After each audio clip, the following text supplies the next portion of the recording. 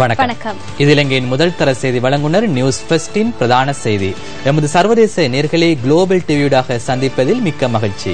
உங்களோடு இணைந்து கொள்ளும் நாம் இரேஷா அருளானந்தம், ரியாஸ் ஹாரிஸ். விரிவான செய்திகளுக்கு முன்னதாக தலைப்புச் செய்திகள். வெள்ளை வேனில் 11 பேர் கடத்தி காணாமலாக்கப்பட்டவர்கள் வழக்கில் முன்னாள் கடற்படை பேச்சாளர் கைது. பொலித்தீன் பயன்பாட்டினை கட்டுப்படுத்துவதற்கு அமைச்சரவை அங்கீகாரம்.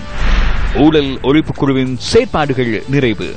குழுவின் சேவை தொடர்பில் அமைச்சர் ராஜித அதிருப்தி. இலங்கை டெஸ்ட் கிரிக்கெட் அணியின் தலைவர் பதவிக்கு தினேஷ் சந்திமால் ஒரு நாள் மற்றும் 20-20 அணிகளின் தலைவர் பதவியை ஏற்கிறார் உப்புல் தரங்க. கடற்படையின் முன்னாள் ஊடக பேச்சாளரும் முன்னாள் நடவடிக்கை பிரதிபலிப்பாளருமான குமாரோ DKB தசநாயக்க குற்றப்புலனாய்வு திணைக்களத்தினரால் கைது செய்யப்பட்டுள்ளார். 2008ஆம் ஆண்டில் வெள்ளை வேன் மூலம் கொழும்பில் 11 இளைஞர்களை கடத்தி காணாமல் போகச் செய்த குற்றச்சாட்டில் அவர் கைது செய்யப்பட்டுள்ளார். இது தொடர்பிலான வழக்கு கோட்டை நீதவான் நீதிமன்றத்தில் இன்று விசாரணைக்கு எடுத்துக் கொள்ளப்பட்ட போது DKB தசநாயக்கவை கைது செய்ய குற்றப்புலனாய்வு திணைக்களத்தினர் நீதிமன்றத்திடம் அனுமதி கோரினர். இவ்வாறான குற்றச்சாட்டின் பேரில் சந்தேக நபரை கைது செய்வதற்கு நீதிமன்றத்தின் உத்தரவு அவசியமில்லை என இதன்போது நீதவான் தெரிவித்துள்ளார். கடற்படையினர் சிலரால் 11 இளைஞர்கள் கடத்திச் செல்லப்பட்டு கொழும்பு சைத்திய வீதியில் தடுத்து வைக்கப்பட்ட பின்னர் திருகோணமலையில் உள்ள முகாம் ஒன்றில் நிலக்கீழ் அறையில் தடுத்து வைக்கப்பட்டிருந்ததாக வழக்கு விசாரணைகள் கண்டறியப்பட்டது. சம்பவம் நடைபெற்ற காலப்பகுதியில் கடற்படையின் புலனாய்வு பிரிவுக்கு கொமடோ DKB தசநாயக்க பொறுப்பாக இருந்தமை குறிப்பிடத்தக்கது.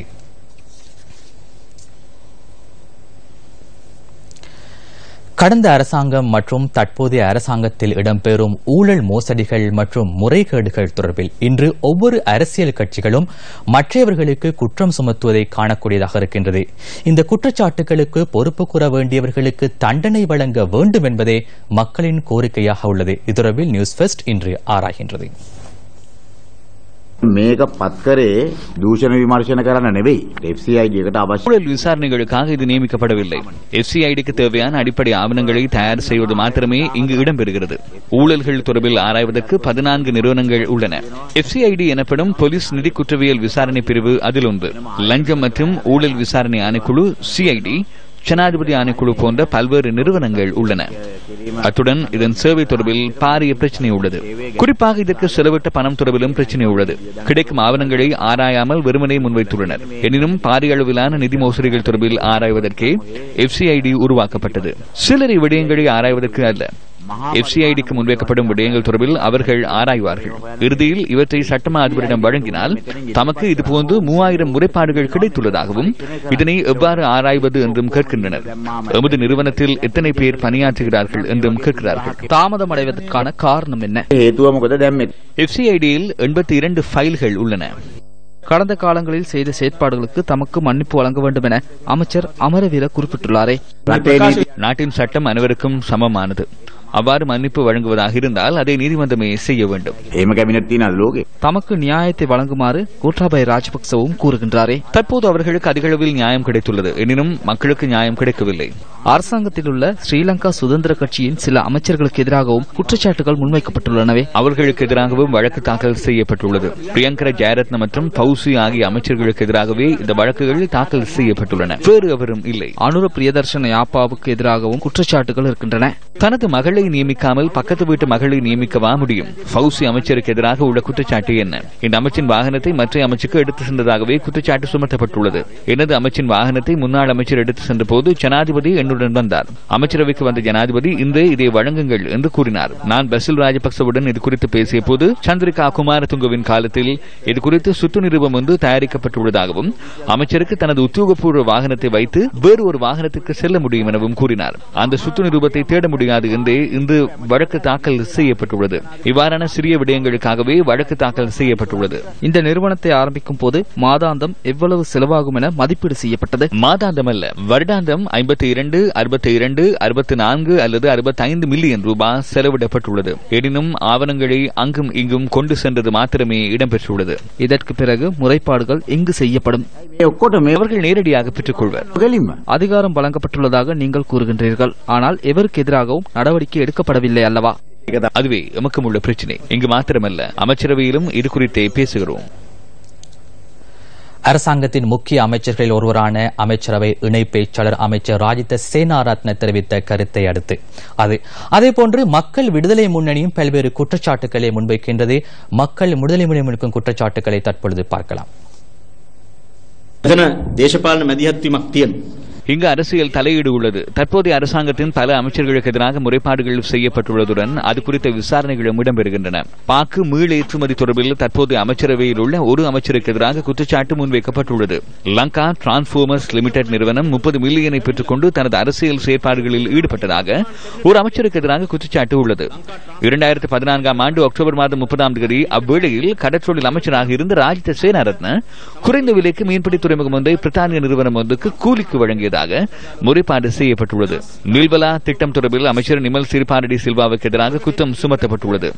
நெட் சந்தைப்படுத்தல் சபையில் 4000 மில்லியன் ரூபாய் நட்டம் ஏற்பட்டுள்ளது. விடயத்துக்கு பொறுப்பானவர் ஐக்கிய தேசிய கட்சியைச் சேர்ந்த அமைச்சரே. கிழக்கு மாகாணத்தின் புதிய ஆளுநராக நியமிக்கப்பட்டுள்ள ரோஹித் போகுல்லாகம இலங்கை முதலீட்டு சபையின் தலைவராக இருந்த காலத்தில் இலங்கை வர்த்தக கண்காட்சி மற்றும் ஏற்பாட்டாளர்களின் சந்திப்பு ஒன்றை லண்டனில் ஏற்பாடு செய்திருந்தார். அவர் அங்கு ஹோட்டலில் தங்கியிருந்த போது அந்த ஹோட்டலுக்கான கட்டணத்தை செலுத்தாமல் திரும்பி வந்தார். பின்னர் அரசாங்கம் அதற்காக 11 லட்சம் ரூபாவை செலுத்தியது. ரோஹித் போகுல்லாகம தனது மகளின் பிறந்த நாள் வைபவத்திற்கு 20 லட்சம் ரூபாய் செலவு செய்து கேக் ஒன்றை தயாரித்தார். 211 சொகுசு வாகனங்களை குறைந்த தீர்வு கட்டணத்தை செலுத்தி விடுவித்த குற்றச்சாட்டு ரவி கருணாநாயக்கவுக்கு எதிராக சுமத்தப்பட்டுள்ளது. இதனால் அரசாங்கத்திற்கு 1261 மில்லியன் ரூபாய் நட்டம் ஏற்பட்டது. எஸ்பி திசாநாயக்க உயர்கல்வி அமைச்சராக இருந்தபோது கொழும்பு பல்கலைக்கழகத்தின் பெண்கள் விடுதிக்கு அன்பளிப்பு செய்யப்பட்ட 240 மில்லியன் ரூபாய் பெறுமதியான வீட்டின் பெருமதிமிக்க பொருட்களை திருடி சென்றதாக குற்றச்சாட்டு முன்வைக்கப்பட்டுள்ளது. நிதி கோட்பாடுகளை மீறியதாக அமைச்சர் அகில விராஜ் காரியவசத்துக்கு எதிராக குற்றச்சாட்டு முன்வைக்கப்பட்டுள்ளது. அமைச்சர் அனுர பிரியதர்ஷன் யாப்பா பெட்ரோலிய கூட்டுத்தாபனத்தின் பணத்தை பயன்படுத்தி தேர்தல் காலத்தில் பொருட்களை வழங்குவதற்காக 6 லட்சம் ரூபாயை செலவிட்டுள்ளார். அமைச்சர் ரங்கே பண்டாரவின் அலுவலகத்தினால் இதுகுறித்து முறைப்பாடு செய்யப்பட்டுள்ளது. இவ்வாறு தற்போதைய அரசாங்கத்தின் அமைச்சர்களுக்கு எதிராகவும் பிரதி அமைச்சர்களுக்கு எதிராகவும் அதிகளவிலான குற்றச்சாட்டுகள் முன்வைக்கப்பட்டுள்ளன. ஜனாதிபதி ஒரு விடயத்தை தற்போது தெளிவாக காண்கிறார். பிரதமர் ரணில் விக்ரமசிங்க இன்று ராஜபக்ச குடும்பத்தை பாதுகாக்கும் முயற்சியில் ஈடுபட்டுள்ளார். இதற்காக ரணில் விக்ரமசிங்கவுக்கு இருக்கும் உபாய மார்க்கம் என்ன? விரைவில் தேர்தலை எதிர்நோக்க வேண்டும். ஐக்கிய தேசிய கட்சி எவ்வாறு இந்த தேர்தலில் வெற்றி பெறுவது என்பது தொடர்பில் ரணில் விக்ரமசிங்க சிந்திக்கிறார். ஸ்ரீலங்கா சுதந்திர கட்சியை இரண்டாக பிளவுபடுத்தினால் அதை இலகுவாக செய்துவிடலாம் என்பது ரணில் விக்ரமசிங்கவின் எண்ணமாகும். ஸ்ரீலங்கா சுதந்திர கட்சியை இரண்டாக பிளவுபடுத்தும் செயற்பாட்டை இன்று மகிந்தவே மேற்கொள்கிறார். ஒரு புதிய கட்சியை உருவாக்கி பசில் ராஜபக்சவுடன் இணைந்து அவர் ஸ்ரீலங்கா சுதந்திர கட்சியை பிளவுபடுத்தியுள்ளார். அதன் காரணமாகவே பசில் ராஜபக்சவின் ரம்புட்டான் தோட்டம் இன்னமும் அரசுடைமையாக்கப்படவில்லை. பசில் ராஜபக்சவிடம் விசாரணைகளை மேற்கொண்டால் அவருக்கு சிறையில் இருக்க வேண்டி ஏற்படும். கோடிக்கணக்கான பணத்தை திருடிய குற்றச்சாட்டு அவருக்கு எதிராக சுமத்தப்பட்டுள்ளது. எனினும் ஒரு செகண்ட் கூட அவர் விளக்கமறியலில் இருக்கவில்லை. ஏனென்றால் பசில் ராஜபக்ச ரணில் விக்ரமசிங்கவிற்கு பாரிய உதவிகளை செய்து கொண்டிருக்கிறார். அதனால் ஸ்ரீலங்கா சுதந்திர கட்சியை இரண்டாக பிளவுபடுத்தி செயற்படுகிறார். மக்கள் விடுதலை முன்னணி அவ்வாறு குற்றச்சாட்டுகளை முன்வைக்கின்ற போது ஊழல் மோசடிகள் தொடர்பில் ஜாதிக ஹெலோரிமே கட்சி நிலைப்பாடு என்ன? குறிப்பாக முன்னாள் ஜனாதிபதியின் செயற்பாட்டுக் குழுவின் தலைவர் காமினி செனரத் தொடர்பில் பல்வேறு குற்றச்சாட்டுகள் உள்ளன. அவருக்கு எதிராக லஞ்சம் மற்றும் ஊழல் குற்றச்சாட்டுகள் முன்வைக்கப்பட்டன. அவை லஞ்ச ஊழல் ஒழிப்பு செயலகத்திடம் வழங்கப்பட்டது. குற்றப்புலனாய்வு திணைக்களத்திடமும் வழங்கப்பட்டது. உள்நாட்டு இறைவரி திணைக்களம் கூட சில முறைப்பாடுகளை முன்வைத்தது. எனினும் அவை குறித்து இன்று எந்தவித முன்னேற்றங்களும் இல்லை. இதனை தொடர்ந்து முன்னெடுக்க முடியாமை கவலைக்குரிய விடயமாகும். இதற்கு முன்னர் இந்த அலுவலகத்தில் செய்த முறைப்பாடுகள் தொடர்பில் பொறுப்பு கூறுவது யார்?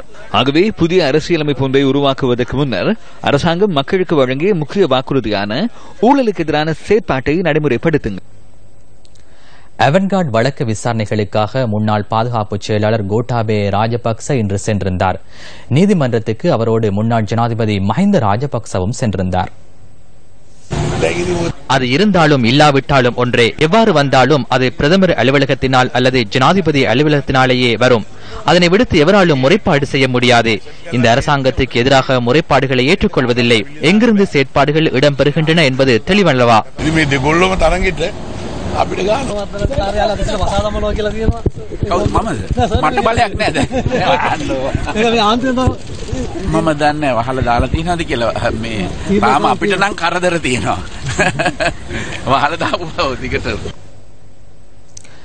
நல்லாட்சி அரசாங்கம் மஹிந்த ராஜபக்சவின் அரசாங்கம் தொடர்பில் பல்வேறு குற்றச்சாட்டுக்களை முன்வைக்கின்றது.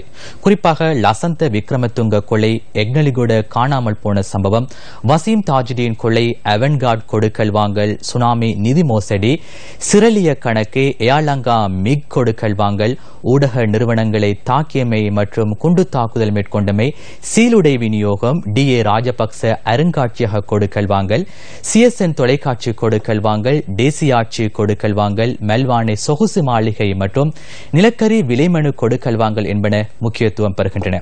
இதேபோன்று நல்லாட்சி அரசாங்கத்துக்கு எதிராகவும் இன்று பல முக்கியமான குற்றச்சாட்டுகள் முன்வைக்கப்படுகின்றது. குறிப்பாக நல்லாட்சி அரசாங்கம் ஆட்சியிடம் ஏறுகின்ற பொழுது மக்களுக்கு வழங்கிய உறுதிமொழி ஊழல்களுக்கு எதிராக நடவடிக்கை எடுப்பதாக நல்லாட்சி அரசாங்கம் குறிப்பிட்டிருந்தது. குறிப்பாக மத்திய வங்கியின் முறிகள் கொடுக்கல் வாங்கல், மத்திய வங்கி அதிவேக வீதி ஒப்பந்தம், வாக்ஸ்வகன் தொழிற்சாலை தொடர்பிலான பொய்யான செயற்பாடுகள், பாக்கு மீளேற்றுமதி கொடுக்கல் வாங்கல், ஹொரணை தொழிற்சாலையின் காணி தொடர்பிலான கொடுக்கல் வாங்கல், கூகுள் லூன் திட்டம், லங்கா டிரான்ஸ்பார்மர்ஸ் கொடுக்கல் வாங்கல், கொழும்பு DR விஜயவர்தன மாவட்டத்தில் உள்ள காணி தொடர்பிலான கொடுக்கல் வாங்கல், அதேபோன்று வெளிநாட்டு பணியாளர்களுக்கான காப்புறுதி மோசடி, கல்குடா மதுபான உற்பத்தி தொழிற்சாலை போன்ற முக்கிய குற்றச்சாட்டுகள் தற்போதைய நல்லாட்சி அரசாங்கத்துக்கு எதிராக முன்வைக்கப்படுகின்றன. இந்த அனைத்து கொடுக்கல் வாங்கல்களுக்கும் பின்னாலும் ஆளும் மற்றும் எதிர்க்கட்சியின் பல உறுப்பினர்கள், அரசியல் உறுப்பினர்கள் இருப்பதாக பெயர்கள் குறிப்பிடப்படுகின்ற பொழுது அரசு அதிகாரிகள் பலரும் இதற்கு பொறுப்பு கூற வேண்டும் என்று குற்றச்சாட்டுகள் முன்வைக்கப்படுகின்றன. மக்களுக்கு வழங்கிய உறுதிமொழிகளுக்கு ஏற்ப இந்த அனைத்து கொடுக்கல் வாங்கல்கள் தொடர்பிலான தகவல்களையும் வெளிப்படுத்தி குற்றவாளிகளுக்கு தண்டனை வழங்குவதே நல்லாட்சி அரசாங்கத்தின் பொறுப்பாகும். எமது ஆயுட்காலத்தில் கடந்த 10-15 வருடங்களில் இவ்வாறான குற்றச்சாட்டுகள் முன்வைக்கப்பட்ட யுகம் ஒன்றே எமக்கு நினைவில் இல்லை. உண்மையை கூறுவோர் யார்? குற்றவாளிகள் யார்? தீர்மானம் மக்கள் கைகளில்.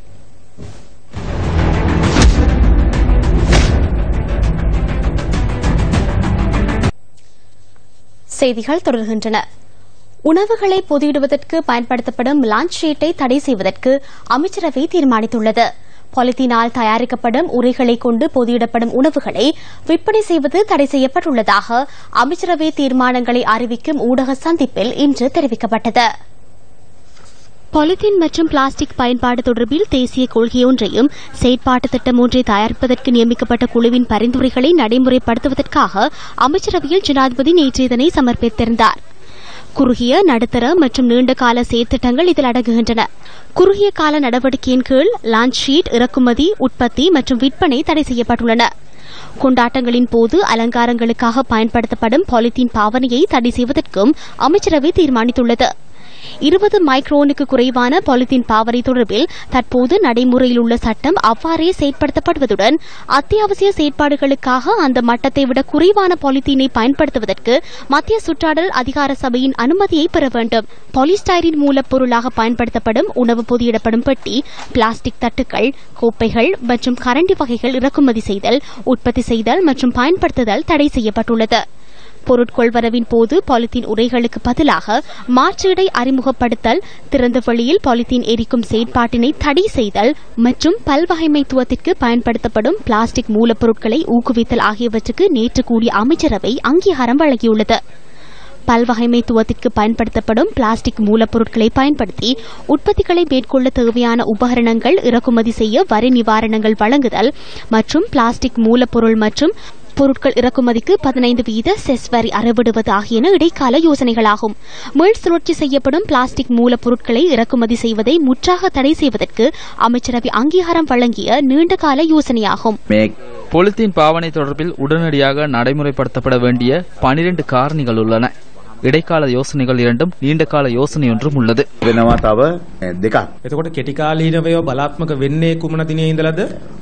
அடுத்த வாரம் இது உறுதி செய்யப்படும். உறுதிப்படுத்தப்பட்ட பின்னர் நடைமுறைக்கு வரும்.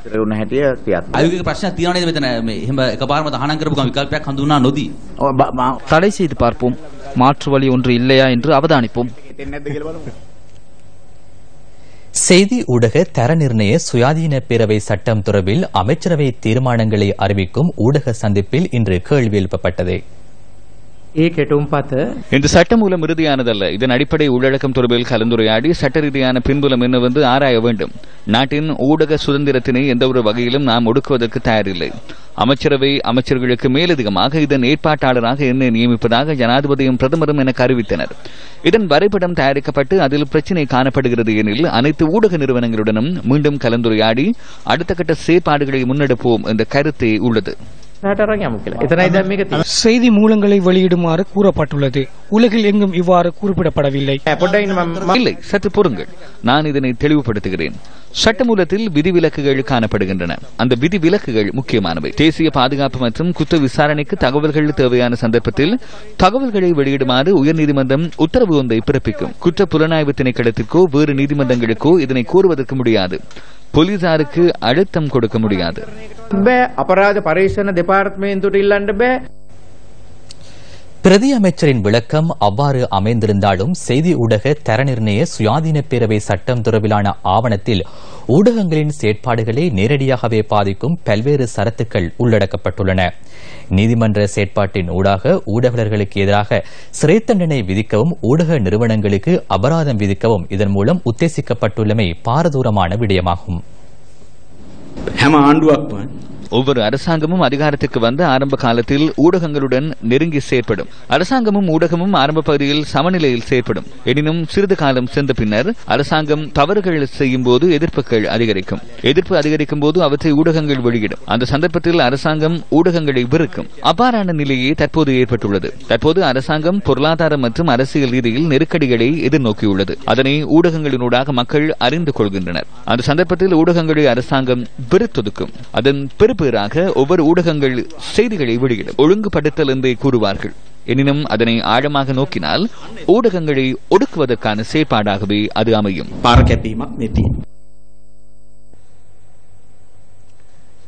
வறட்சி ஏற்கனவே ஆயிரக்கணக்கான ஏக்கர் விவசாய நிலங்களையும் கால்நடைகளின் உயிர்களையும் ஆக்கிரமித்துள்ளது. அநேகமான பகுதிகளைச் சேர்ந்த மக்களும் தற்போது நீரை பெற்றுக் கொள்வதில் சிரமத்தை எதிர்நோக்கி வருகின்றனர். நிலவும் கடும் வறட்சியினால் கிளிநொச்சி மாவட்டத்தில் 80,000க்கும் அதிகமானவர்கள் பாதிக்கப்பட்டுள்ளனர். மாவட்டத்தின் பல்வேறு பகுதிகளில் உள்ள மக்கள் குடிப்பதற்கெனும் நீரின்றி பாரிய அசௌகரியங்களை எதிர்நோக்கி வருகின்றனர். கிளிநொச்சி முகமாலை கிராம மக்கள் 35 வருடங்களுக்கு பின்னர் மீள்குடியமர்த்தப்பட்டனர்.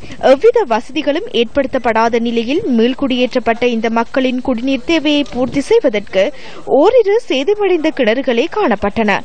சில வீசி கிணறுகள் இருக்கு, அதுகளெல்லாம் மாசடைஞ்சு போயிருக்கு. எல்லாம் உடைஞ்சதும் துப்புரவு செய்யாமலும் இருக்கு. அப்ப அதுக்கு ஏதோ ஒன்று செய்ய வேணும். எல்லா வீடுகளுக்கும் அப்படி குடிநீர் பிரச்சனை இருக்கு. எனினும் தற்போது ஏற்பட்டுள்ள கடும் வறட்சியினால் குறித்த கிணறுகளிலும் நீர் வற்றியுள்ளது. இதனால் இந்த கிராமத்தின் சுமார் 50 குடும்பங்களை சேர்ந்தவர்கள் சிரமத்தை எதிர்நோக்குகின்றனர். எனவே டேங்குகளை வச்சாவது அந்த தண்ணிகளை மக்களுக்கு குடிநீர் வசதி செய்து கொடுத்தாத்தான் நாங்கள் இங்கே வந்து நிரந்தரமாக குடியேற முடியும். தண்ணி இல்லாமல் நாங்கள் எப்படி இருக்க முடியும்? வேறு இடத்துல இருந்து டேங்குகள் மூலம்தான் நாங்கள் கொண்டு வர வேண்டிய தேவை இருக்கிறது.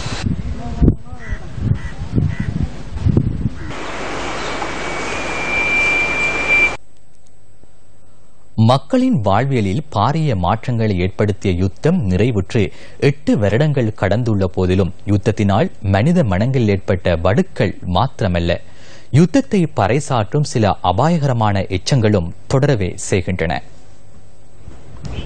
கிளிநொச்சி ஆனையரவு கடல் நீரேறி வற்றியுள்ள நிலையில் அந்த பகுதியில் ஆங்காங்கே பரவி காணப்படும் வெடிபொருட்கள் நியூஸ் ஃபர்ஸ்டின் கேமராக்களில் இவ்வாறு பதிவாகின. வறட்சி தொடர்பிலான செய்தி சேகரிக்க நியூஸ் ஃபர்ஸ்டின் பிராந்திய செய்தியாளர் அங்கு சென்றிருந்த போது மனித உயிருக்கு ஆபத்தை விளைவிக்கக்கூடிய இந்த வெடிபொருட்களையும் அவரின் கேமராவில் பதிவு செய்தார். யுத்தத்தின் பின்னர் பல்வேறு பகுதிகளிலும் வெடிபொருட்கள் சிதறி காணப்பட்ட நிலையில் அடையாளம் காணப்பட்ட பகுதிகளில் வெடிபொருட்கள் தொடர்ந்து மீட்கப்பட்டு வருகின்றன. அந்த யுத்தத்தின் போது விடப்பட்ட செல்லுகள், பழைய வெடிச்ச செல்லுகள், வெடிக்காத செல்லுகள் எங்களுக்கு சரியா தெரியாது. ஆனா அந்த மண்வெளியே அதுக்கெல்லாம் புதைஞ்ச கோதுகள் இதெல்லாம் இருக்கு. அப்ப அது என்ன நடக்கும்னு எங்களுக்கு தெரியாது. சில நேரம் அதுக்குள்ள இப்ப தண்ணி நிக்க தெரியாது. தண்ணி இல்லாத நேரம் மாடுகள் போனா கூட சில ஆபாயங்கள், ஆபத்துகள் ஏற்படலாம்.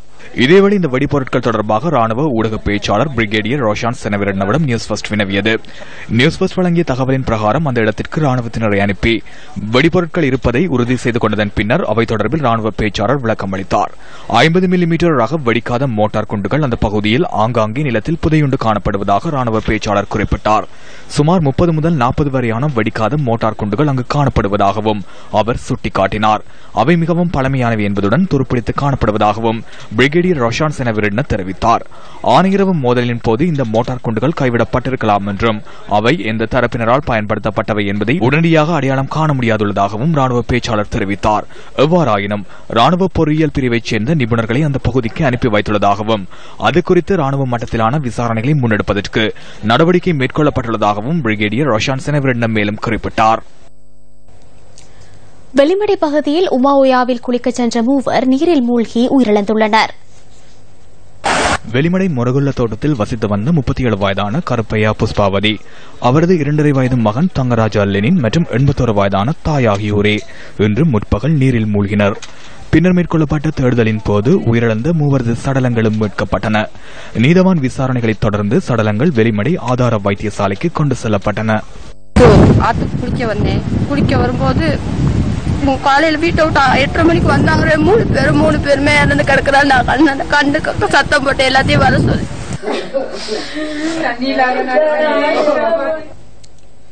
இலங்கைக்கு விஜயம் மேற்கொண்டுள்ள ஐக்கிய நாடுகள் ஸ்தாபனத்தின் விசேட பிரதிநிதி வவுனியா மேல் நீதிமன்ற நீதிபதி பாலேந்திரன் சசி மகேந்திரனை சந்தித்து கலந்துரையாடியுள்ளார். இந்த சந்திப்பு வவுனியா மேல் நீதிமன்ற கேட்போர் கூடத்தில் இன்று பிற்பகல் 5 மணிக்கு இடம்பெற்றது. இந்த சந்திப்பில் மனித உரிமைகள் மற்றும் பயங்கரவாதம் தொடர்பிலான ஐக்கிய நாடுகள் ஸ்தாபனத்தின் விசேட பிரதிநிதி பெனமஷன் கலந்து கொண்டிருந்தார். இதன்போது தற்கால நீதிமன்ற சூழ்நிலைகள் மற்றும் சட்டம் தொடர்பில் கலந்துரையாடப்பட்டதாக நியூஸ் ஃபர்ஸ்டின் பிராந்திய செய்தியாளர் தெரிவித்தார்.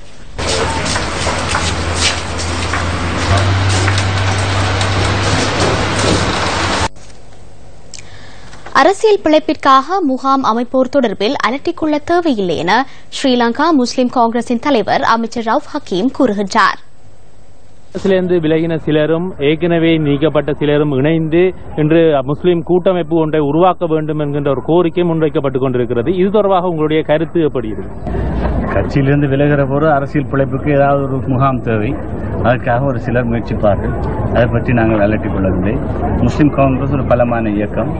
அதை பலவீனப்படுத்துவதற்கு வேறு எந்த சக்திகளுக்கும் நாங்கள் இடம் கொடுக்க போவதில்லை. அவ்வாறு ஒன்று உருவாகினால் அது முஸ்லிம் காங்கிரசுக்கோ அல்லது உங்களுக்கோ அது ஒரு பாரிய சவாலாக அமையுமா? இதுவரை காலம் எத்தனையோ இவ்வாறான சிறு சிறு இயக்கங்களை உருவாக்கி கொண்டு பலவிதமான சவால்களை விடுத்தார்கள். அந்த சவால்களிலே யாரும் வெற்றி கொண்டதாக இல்லை. வவுனியா முஸ்லிம் மகா வித்தியாலயத்துக்கான நீர் சுத்திகரிப்பு தொகுதியை கையளிக்கும் நிகழ்வில் கலந்து கொண்டதன் பின்னரே அமைச்சர் இந்த கருத்துக்களை வெளியிட்டார். இந்த நிகழ்வில் பாராளுமன்ற உறுப்பினர்கள் கே மஸ்தான் உள்ளிட்ட பலரும் கலந்து கொண்டிருந்தனர். வீரர்களை குற்றம் சாட்டாமல் சகல குற்றச்சாட்டுகளையும் தனக்கு எதிராக தொடுக்குமாறு இலங்கை டெஸ்ட் அணியின் புதிய தலைவரான தினேஷ் சந்திமால் தெரிவிக்கின்றார். ஸ்போர்ட்ஸ் ஃபெஸ்டுக்கு அளித்த விசேட செவ்வியில் அவர் இதனை கூறினார். இதேவேளை அணித்தலைமையிலிருந்து விலகுவதாக இலங்கை கிரிக்கெட் நிறுவனத்தில் இன்று நடைபெற்ற ஊடக சந்திப்பில் ஏஞ்சலோ மேத்யூஸ் அறிவித்தார். தெரிவுக்குழுவுடன் கலந்தாலோசித்து அந்த தீர்மானத்தின் பிரகாரம் ராஜினாமா கடிதத்தை இன்று காலை ஏஞ்சலோ மேத்யூஸ் எம்மிடம் கொடுத்தார். டெஸ்ட் அணியின் தலைவராக தினேஷ் சந்திமாலை நியமிக்க தெரிவுக்குழு பரிந்துரைத்தது. அதற்கு இலங்கை கிரிக்கெட் நிர்வாக குழு இணக்கம் தெரிவித்துள்ளது. அதேபோன்று சர்வதேச ஒருநாள் மற்றும் 20-20 அணிகளை உப்புல் தரங்கவின் தலைமையில் முன்னோக்கி கொண்டு செல்ல தீர்மானிக்கப்பட்டுள்ளது. இதனை விளையாட்டுத்துறை அமைச்சின் ஊடாக அமைச்சருக்கு தெரியப்படுத்தியுள்ளோம். எம்மீதான விமர்சனங்கள், பாராட்டுகள், இந்த சகலவற்றையும் நாம் ஏற்றுக்கொள்ள வேண்டும். ஒரு நாள் அணியில் பார்த்தால் கடைசி 2 வருடங்களில் சராசரி 43 ஓட்டங்களாக உள்ளது. இந்த தருணத்தில் வீரர்கள் மிகுந்த மன உளைச்சலுக்கு ஆளாகி இருக்கிறார்கள். அணித்தலைவர் என்ற ரீதியில் எனக்கு அது புரிகின்றது. ஆகவே உங்களுடைய பூர்ண ஆதரவை எமக்கு தாருங்கள் என்று மக்களிடமும் கிரிக்கெட் ரசிகர்களிடமும் சமூக வலைத்தளம் மற்றும் ஊடகங்களிடமும் நான் வெளிப்படையாக கேட்டுக்கொள்கிறேன்.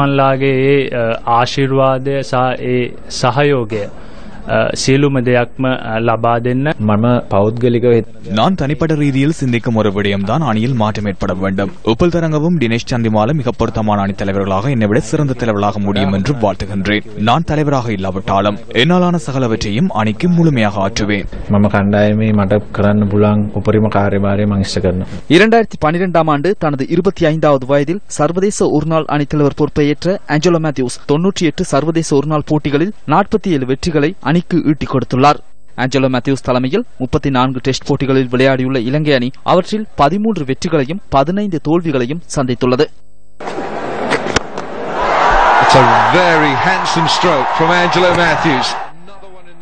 தொடரில் தனிப்பட்ட ரீதியில் திறமையை சரிவர நிரூபித்திருந்தாலும் தோல்விக்கான ஒரே காரணம் தாமாக இல்லாவிட்டாலும் தோல்வியின் பொறுப்பை ஏற்று அணித்தலைமையை துறந்த ஆஞ்சலோ மேத்யூஸின் செயற்பாடு கிரிக்கெட் விளையாட்டுக்கு மாத்திரமின்றி நாட்டில் உள்ள சகல தரப்புகளுக்கும் சிறந்ததோர் எடுத்துக்காட்டாகும். அந்த தரப்புகளில் அரசியல் முக்கியத்துவம் வாய்ந்ததாகும். தொடர் தோல்விகளை சந்தித்தவர்களும் தோல்வி மாத்திரமின்றி மீண்டும் போட்டியிட சட்ட ரீதியான தடைகள் இருந்தும் அதிகார பேராசையில் இருக்கும் துரைமார்களை ஆஞ்சலோ மேத்யூஸிடம் கற்றுக்கொள்ளுங்கள். கிளிநொச்சியில் தொடர் போராட்டத்தில் ஈடுபடும் காணாமலாக்கப்பட்ட உறவுகளை எதிர்க்கட்சி தலைவர் ரா சம்பந்தன் இன்று சந்தித்தார். 2 வருஷ கால அவகாசத்தை இலங்கை அரசுக்கு கொடுத்த நீங்கள் நாங்கள் இன்றைக்கு 143 நாளாயிருக்கிறோம் ஐயா. நிச்சயமாக எங்களுக்கு தீர்வு பெற்று தந்த நாங்கள் குழுக்கள் இலங்கை அரசாங்கத்துக்கு பொதுவாக சர்வதேச சமூகத்திலே கருத்தில் வென்றால் நாட்டில் நிலவுகின்ற சூழலின் அடிப்படையில் அந்த அவகாசம் கொடுத்து நாங்கள் எல்லா கர்மங்களையும் நிறைவேற்றி வைக்க வேண்டும். நாங்கள் கர்மங்களை நிறைவேற்றுவதாக இருந்தால் அவகாசம் கொடுக்க வேண்டிய கட்டாய தேவை இருக்கின்றது. அவகாசம் கொடுக்காவிட்டால் கைவிடப்பட்டு போய்விடும் என்று சர்வதேச சமூகம் கூடிய காரணத்தின் நிமித்தம்தான் அந்த அவகாசம் கொடுக்கப்பட்டது. இலங்கைக்கு கால அவகாசம் வழங்கப்பட்டமை தொடர்பில் எதிர்க்கட்சித் தலைவர் இன்று இவ்வாறு கருத்து வெளியிட்டாலும் தமிழ் தேசிய கூட்டமைப்பு கடந்த காலங்களில் இவ்வாறு கருத்து வெளியிட்டிருந்தது. உடனடியாக வருமாறு அழைத்து சில உறுப்பு நாடுகள் அதை ஒழுங்குபடுத்தி 15 நாடுகளோடு நான் பேசினேன். அப்பொழுது நாங்கள் சொன்னோம், ஒரு எழுத்து கூட மாற்ற முடியாது. இலங்கை அரசாங்கம் பொருட்படுத்த அத்தனையும் செய்யப்பட வேண்டும். அவங்களுடைய மக்கள் மிகவும் அங்கலாய்த்து போயிருக்கிறார்கள். மிகவும் குறுகிய காலம் 6 மாதம் 1 வருடத்துக்கு மேல கொடுக்கக்கூடாது. அவர்கள் எனக்கு கொடுத்த ஆலோசனை 6 மாதம் 1 வருஷம் என்று சொன்னால் இதுல இன்னும் கொஞ்சம் கூட நடக்காது. அதுக்கு பிறகு எங்களுடைய கையை விட்டு போயிடும். 2 வருஷத்துக்கு பிறகு இலங்கை அரசாங்கம் பெருவாரியான விடயங்களை செய்யப்பட்டால் என்ன செய்வது எனக்கு தெரியாது. பாடுற மாட்ட பாடித்தான் பால் கறக்க வேண்டும். ஐக்கிய நாடுகள் சபையில நீண்ட பாட்டுக்கு இலங்கையை ஆட வைத்திருக்கிறோம். விளங்காமல் புறப்பாடுகிறோம். இனங்களுக்கிடையிலான நல்லிணக்கத்தின் அவசியம் தற்போது அதிகளவில் உணரப்படுகின்றது. இந்த நிலையில் பாடசாலை மாணவர்களுக்கு மத்தியில் இன நல்லிணக்கத்தை கட்டியெழுப்பும் முயற்சியொன்று கிளிநொச்சியில் இன்று பதிவானது. அனுராதபுரம் வெலிசிங்க ஹரிச்சந்திர கல்லூரியின் அதிபர், ஆசிரியர்கள் மற்றும் மாணவர்கள் இன்று கிளிநொச்சிக்கு நல்லிணக்க பயணம் மேற்கொண்டனர். கிளிநொச்சி தர்மபுரம் மத்திய கல்லூரிக்கு சென்ற அவர்கள் நல்லிணக்கத்தை கட்டியெழுப்பும் வகையிலான பல்வேறு செயற்பாடுகளிலும் ஈடுபட்டனர். நாட்டின் எதிர்காலத்தை பொறுப்பேற்க உள்ள மாணவர்கள் மத்தியில் இன நல்லிணக்கத்தை ஏற்படுத்தும் இந்த முயற்சி வரவேற்கத்தக்கதாக அமைந்திருந்தது. தமிழீழ விடுதலை புலிகள் இயக்கத்தின் முன்னாள் உறுப்பினரும் இலங்கை ராணுவத்தின் புலனாய்வு உறுப்பினருமான சுப்பிரமணியம் நாகுலன் உள்ளிட்ட 3 இன்று விடுதலை செய்யப்பட்டுள்ளனர். தமிழீழ விடுதலை புலிகள் இயக்கத்தின் சின்னம் பொறிக்கப்பட்ட தொப்பியொன்றை விமான தபால் மூலம் லண்டனுக்கு அனுப்ப முயற்சித்த குற்றச்சாட்டின் பேரில் இவர்கள் கைது செய்யப்பட்டிருந்தனர். பயங்கரவாத தடுப்பு பிரிவினரால் சந்தேக நபர்களுக்கு எதிராக தாக்கல் செய்யப்பட்டிருந்த வழக்கு கொழும்பு மேலதிக நீதவான் சந்தன கரன்சூரிய முன்னிலையில் இன்று விசாரணைக்கு எடுத்துக் கொள்ளப்பட்டது. அந்த தகவலுடன் நியூஸ் ஃபர்ஸ்டில் 8 மணி பிரதான செய்தி அறிக்கை நிறைவடைகின்றது. எமது அடுத்த பிரதான செய்தி இரவு 10:45க்கு எதிர்பாருங்கள். வணக்கம்.